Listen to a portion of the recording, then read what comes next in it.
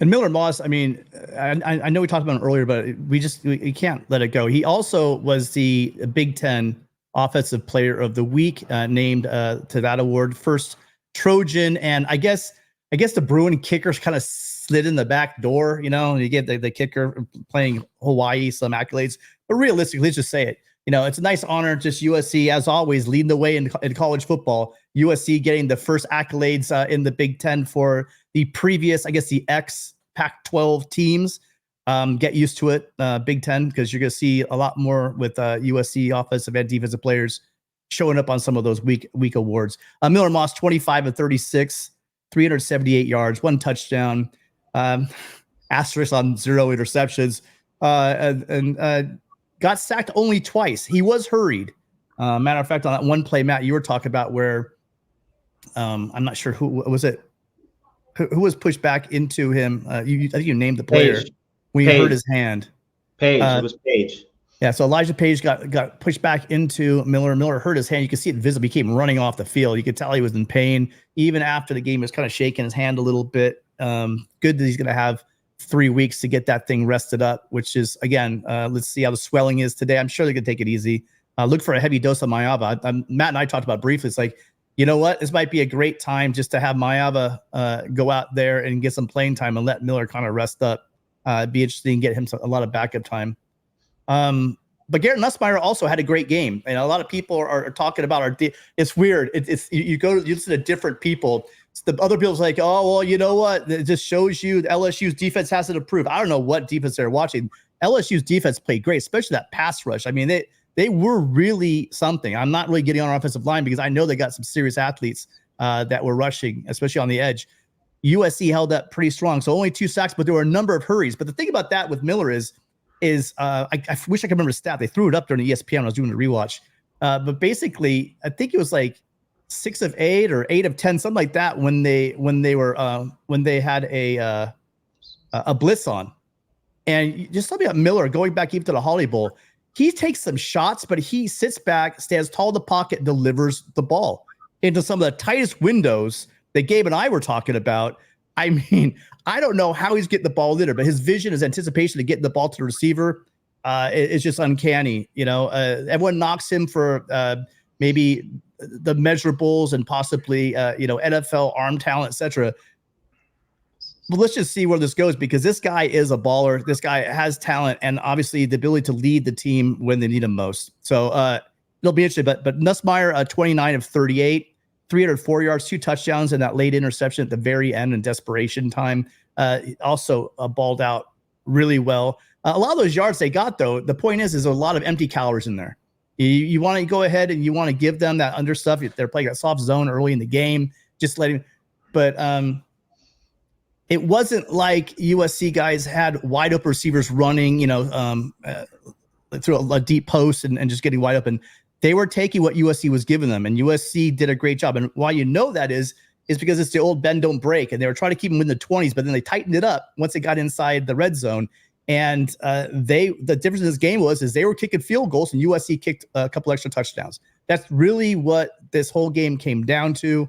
I know that Brian Kelly, Matt, was banging his fist at the end of the game, talking about the mental discipline and trying to blame it on penalties and stuff. But look, you guys, we lost 4 points early in the game when I'm not going to name the name, but one of our wide receivers did a bit of a bonehead play, did a kind of a crackback block and got nailed with a personal foul, which took the ball from, I believe it was 1st and 10 or it's 1st and goal from the 5 or 2nd and goal from the 5, and you drop that thing all the way back to the 20.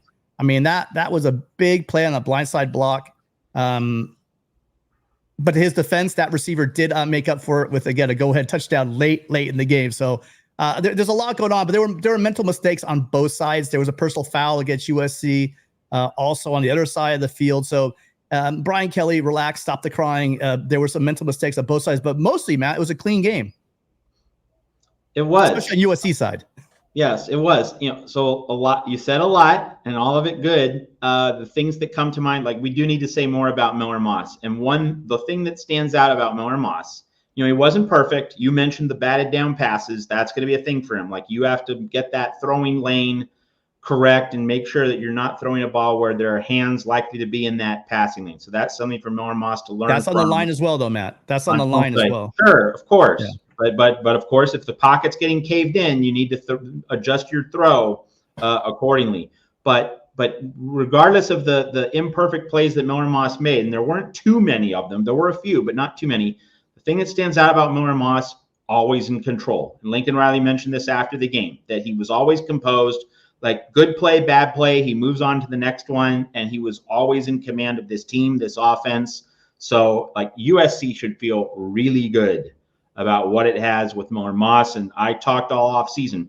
One game in the Holiday Bowl does not mean you're going to be good. I think this game really solidifies the idea that Miller Moss is going to be a good quarterback. Don't want to necessarily guarantee, but like, he definitely took a huge step forward. Like, I think, USC fans' anxieties about Moss can go significantly down. He obviously has to reprove himself in some very tough Big Ten environments, but huge step forward for Miller Moss. And then as for Garrett Nussmeier and the way USC defended the LSU passing game, so I was wrong about a number of things in this game. I thought this would be a shootout. Wrong. I thought that, USC up front, had some real question marks against LSU. Wrong. USC held up well physically. But the one thing I definitely got right about this game was don't get beaten deep. Force LSU to complete a ton of passes to score touchdowns. That was definitely the right approach. There were people on the Twitter at Trojans Wire, getting in my mentions saying, hey, why are we sitting back? Why are we so soft in coverage? And I'm saying, hey, we allowed just 10 points to these guys in the first half. Like, that's a success. That tells you it's working. Yards, catches, first downs, they all are important to an extent. But the main thing is points. The main thing is don't give up sevens. Give up threes. And USC gave up only 2 touchdowns, 2 sevens in this entire game against an offense that, hey, Nussmeier can throw. He has some dudes who can catch, but no one got beaten deep. No home runs, no splash plays. Come on. Holding LSU to 20, like, you can't really do any better than that. And one of the things we did on our statistical preview for 2024 here at the Voice of College Football, in terms of where we think USC can land and should land in terms of points per game allowed, my number was 25. I think USC's defense has the ability to give up an average of 25 points per game. In week 1 against LSU, 20. So that's under 25. So I think it's pretty reasonable to say that this USC defense has the ability to allow an average of, let's say, 21, 22 points per game. If that is indeed the average points allowed per game for USC, playoff. We're going to the playoff if USC has an average defensive points allowed of 21, 22, something in that area. And that's very achievable based on what we saw against LSU.